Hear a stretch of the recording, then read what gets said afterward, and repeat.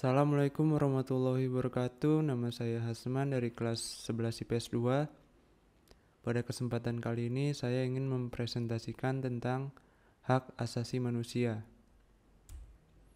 Jadi, hak asasi manusia atau yang biasa disingkat dengan HAM adalah sebuah konsep hukum yang normatif yang menyatakan bahwa manusia memiliki hak yang melekat pada dirinya karena ia adalah seorang manusia. Hak asasi manusia berlaku kapanpun, dimanapun, dan kepada siapapun, sehingga sifatnya universal. HAM pada prinsipnya tidak dapat dicabut dan tidak dapat dibagi. Jadi hak asasi manusia merupakan hak yang didapat dari sejak lahir sampai meninggal.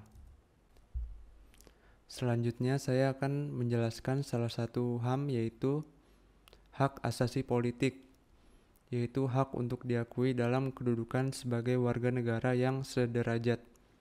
Setiap warga negara berhak mendapatkan hak untuk ikut serta dalam pemerintahan, yaitu dipilih dan memilih, mendirikan partai politik atau organisasi, serta hak mengajukan petisi, kritik, dan saran. Berikut adalah aturan hukum dari hak asasi politik.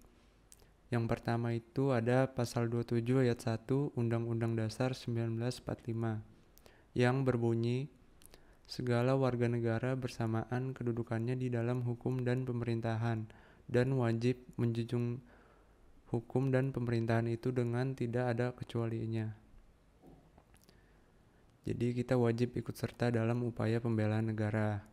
Yang kedua itu ada pasal 27 ayat 3 Undang-Undang Dasar 1945 yang berbunyi, setiap warga negara berhak dan wajib ikut serta dalam upaya pembelaan negara.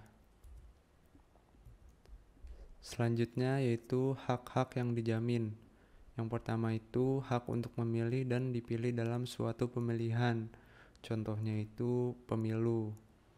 Yang kedua itu ikut serta dalam kegiatan pemerintahan. Yang ketiga hak membuat dan mendirikan partai politik serta organisasi politik lainnya, contohnya PDIP, Gerindra, Golkar. Terus yang keempat itu hak untuk membuat dan mengajukan suatu usulan petisi. Dan yang terakhir yaitu hak diangkat dalam jabatan pemerintahan.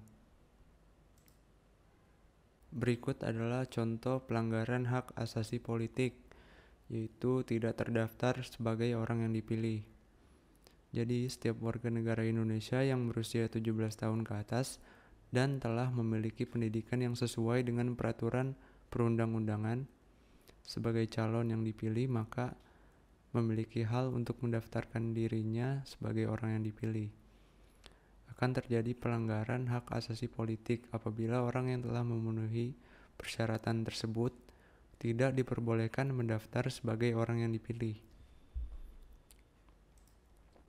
Nah, upaya untuk mengatasi pelanggaran hak asasi politik yaitu yang pertama meningkatkan profesionalisme lembaga keamanan dan pertahanan negara. Yang kedua menegakkan supremasi hukum dan demokrasi. Dan yang terakhir meningkatkan pengawasan dari masyarakat dan lembaga politik terhadap setiap upaya penegakan HAM yang dilakukan pemerintah. Sekian dari saya.